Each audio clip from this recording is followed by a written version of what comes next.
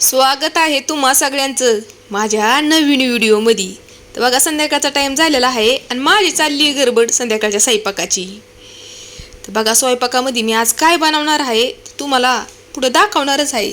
त्याच्या पहिलं हे बघा इकडं आपलं शौर्य बाळ काय करतं या।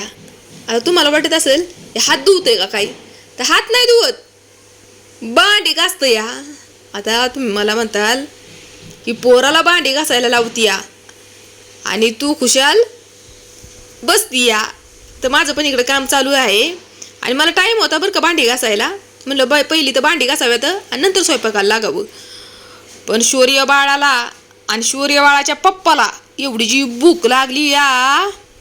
आणि आमच्या घरात कसं आहे, गड्याचा काटा अजिबात इकडे तिकडे होऊन देत नाही। टायमाला जेवण पाहिजे, नाही तर झाली बुणबुण करायला सुरुवात।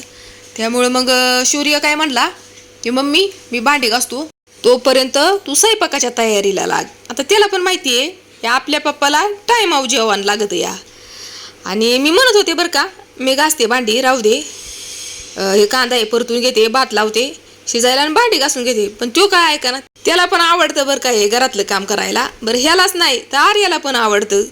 आणि आवडायच्या पहिलं ह्यांना पहिल्यापासून मी अशी सवय लावलेली आहे ना की घरातलं जी छोटी कामं आहेत ना ती जबाबदारी त्यांच्यावर टाकून देते।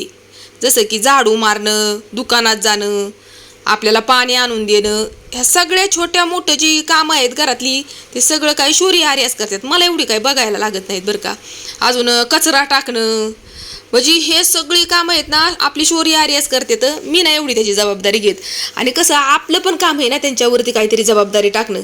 नुसती शाळा शाळा शाळा, मग शाळाने त्यांना वळणं लागत नाही। तर वळणं म्हणजे फक्त शाळेचंच की बाबा आई तर सगळं भेटतंय, त्यांना त्याची जबाबदारीची जाण राहत नाही।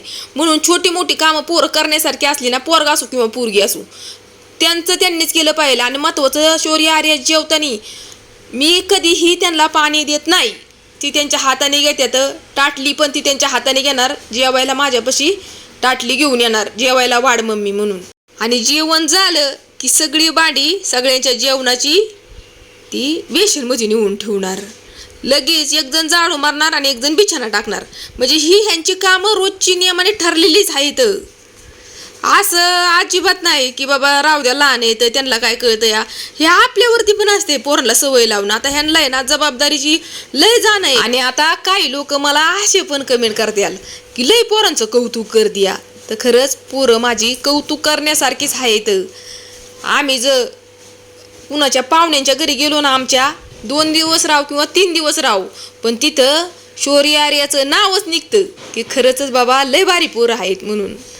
आणि प्रत्येक आईला आपल्या पोरांचं कौतुकच वाटतं बरं का। पण थोडंसं आपण पण स्ट्रिक्टला राहिलेलं आहे ना लय बरं असतं या।